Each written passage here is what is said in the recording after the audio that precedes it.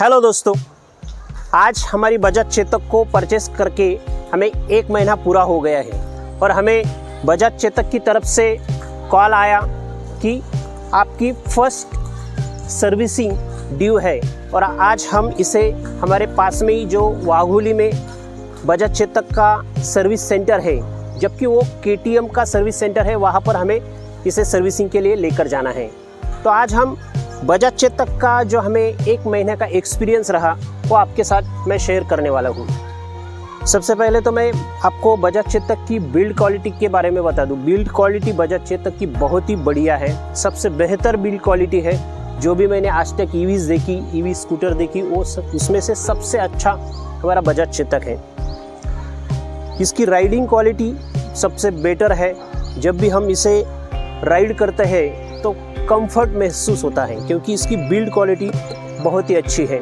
जब भी हम इसे रोड पे लेके जाते हैं तो इसका कंफर्ट हमें महसूस होता है कि हम कोई अच्छा बिल्ड क्वालिटी का स्कूटर चला रहे हैं। और दूसरी चीज़, इसका एवरेज जो भी रेंज है वो सबसे बेहतर है, क्योंकि जो कंपनी ने हमें बताया कि 95 kilometres in eco mode, 85 kilometres in sports mode, तो ये सचमुच में इतना रेंज देती है। मैंने इससे पहले स्पोर्ट्स मोड का एक वीडियो हमारे चैनल पे अपलोड किया है, वो ज़रूर आप आई बटन में दिख रहा होगा, आप देखिए। मैं स्पोर्ट्स मोड में इसने हमें कितना रेंज दिया वो भी आप देख सकते हैं। बहुत ही बेहतर रेंज देता है और रोड प्रेजेंस इसका बहुत ही अच्छा है, लाजवाब है। तो ये सब अच्छी बातें हुई। बजाज चेतक अच्छी स्कूटर है, इसके बारे में कोई सवाल नहीं, मगर आज हमें इसे सर्विसिंग के लिए लेकर जाना है। तो इसमें क्या क्या प्रॉब्लम आज तक हमने फेस किया है वो भी मैं आपके साथ शेयर करना चाहूँगा। इसके आज तक मैंने 3 प्रॉब्लम्स आज तक फेस किए हैं। एक एक प्रॉब्लम आपको सब डिटेल में बताऊँगा।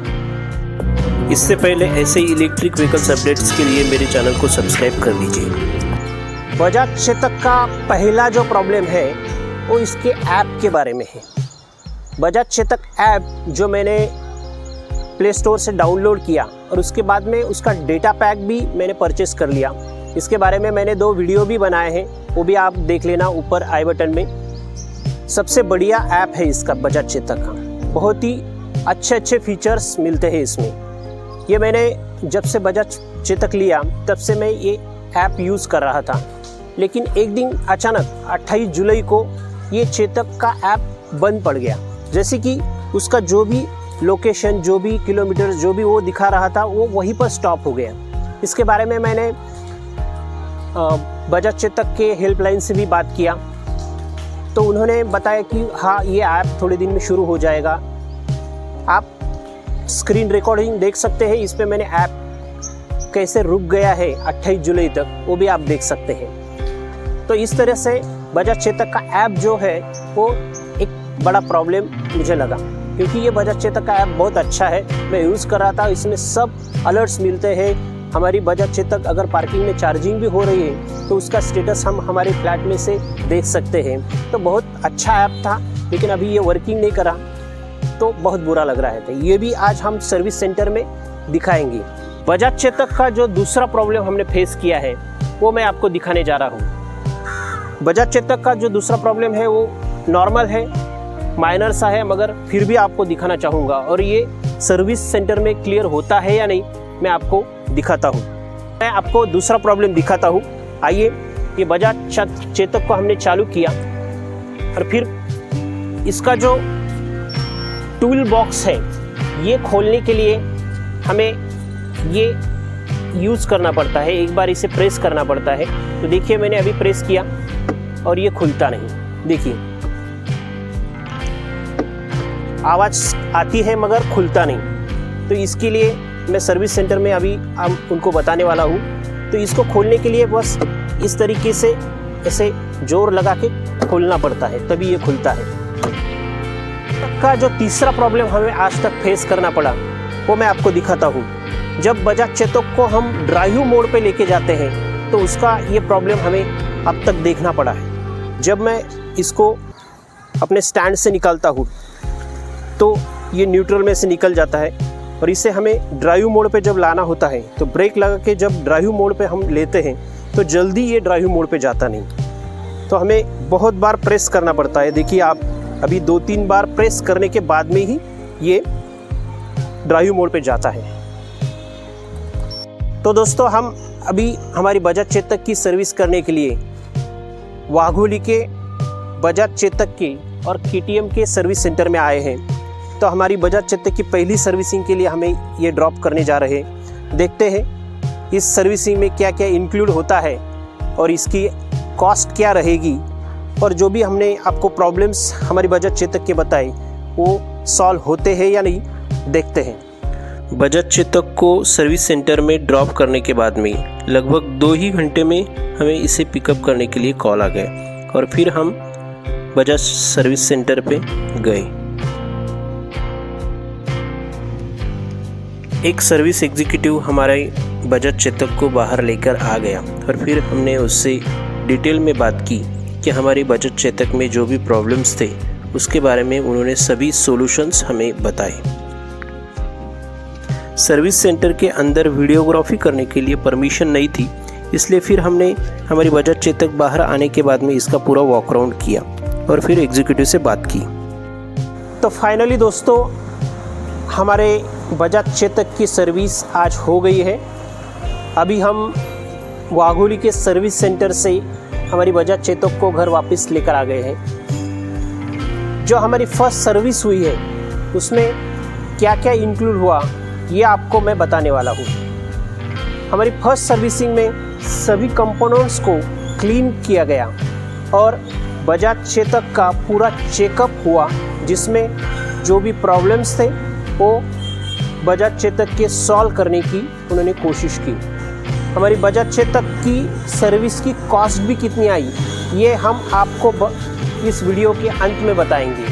बजाज चेतक में हमारे जो प्रॉब्लम हम फेस कर रहे थे वो प्रॉब्लम इस फर्स्ट सर्विस में लगभग सॉल्व हो गए। तो हम आपको पहले ये बता दें कि हमारे प्रॉब्लम्स क्या क्या थे। सबसे पहले वाला प्रॉब्लम था बजाज चेतक ऐप का, जो उन्होंने कहा कि अभी तक ये जो हमारी बजाज चेतक नई बजाज चेतक है 2413, इसे ऐप अभी काम कर नहीं रहा, इसलिए वो अभी तक बजाज चेतक का ऐप का हमारा प्रॉब्लम सॉल्व नहीं हुआ। दूसरा जो प्रॉब्लम हमने आपको बताया था कि इसका जो ग्लो बॉक्स है वो खुलता नहीं था, लेकिन देखिए अभी आप ग्लो बॉक्स खुल जाता है। ऐसे ही एक बार क्लिक करने के बाद में ही ये ग्लो बॉक्स खुल जाता है। बजाज चेतक के ग्लो बॉक्स में क्या प्रॉब्लम था वो उन्होंने हमें बताया। जो बजाज चेतक का जो ग्लो बॉक्स है उसमें जो स्प्रिंग रहता है उसका टेंशन थोड़ा कम हो गया था, वो उन्होंने टेंशन बढ़ा दिया और अभी वो अपने आप सीधा खुल जाता है। ये प्रॉब्लम शायद बजाज चेतक ओनर्स सभी फेस कर रहे हैं, क्योंकि मैंने जब बजाज चेतक सर्विस सेंटर में दिया तब मेरे पहले जो एक बजाज चेतक ओनर थे उन्होंने भी यही प्रॉब्लम बताया था। दूसरा जो प्रॉब्लम था वो ड्राइव मोड के बारे में था। ड्राइव मोड जब हम पहले स्टैंड से निकालते थे तो ड्राइव मोड में जाते वक्त ये हमें तकलीफ़ देता था, तो इसका भी सॉल्यूशन वहाँ के सर्विस एग्जीक्यूटिव ने हमें बताया। इसका जो प्रॉब्लम है वो किस वजह से था मैं आपको डेमो करके भी बताऊंगा। अभी हमने ये बजाज चेतक को स्टैंड से निकाल लिया है और जब हम ड्राइव मोड पे लेते हैं इसे, तो उन्होंने ये बताया कि आप अगर ड्राइव मोड पे लेते हैं तो इसको, ये जो थ्रोटल है इसको टच मत कीजिए, क्योंकि इसका सेंसर काम करता है और अगर हम ये इसको पकड़ के अगर ड्राइव मोड में डालते हैं तो ये होता नहीं। तो इसको छोड़ दीजिए और फिर आप ब्रेक लगा के सिर्फ ये प्रेस कीजिए तो ये अपने आप ड्राइव मोड पे आ जाती है। यही प्रॉब्लम इसमें हो रहा था, तो ये प्रॉब्लम भी हमारा सॉल्व हो गया है। तो दोस्तों हमारी बजाज चेतक की पहली सर्विस जो हमने की, इस सर्विस की कॉस्ट कितनी लगी ये आप सबको क्यूरियोसिटी होगी। तो हमारी बजाज चेतक की जो पहली सर्विसिंग थी वो फ्री थी, जो हमारी 1000 किलोमीटर पे और 1 महीने में करनी थी, मगर हमारा सर्विस कॉस्ट जो आया, आपको यकीन नहीं होगा दोस्तों, हमारा सर्विस कॉस्ट 0 था, सिर्फ 0, क्योंकि हमें 1 रुपया भी वहाँ पर देना नहीं पड़ा।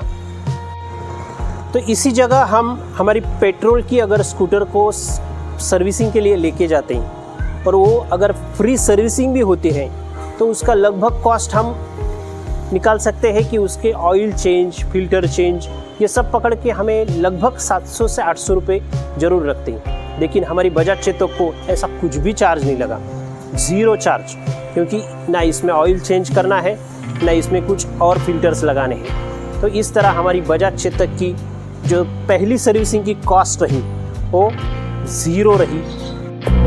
वीडियो आखिर तक देखने के लिए धन्यवाद दोस्तों। ऐसे ही इलेक्ट्रिक व्हीकल्स अपडेट्स के लिए मेरे चैनल को प्लीज़ सब्सक्राइब कर लीजिए। Thank you.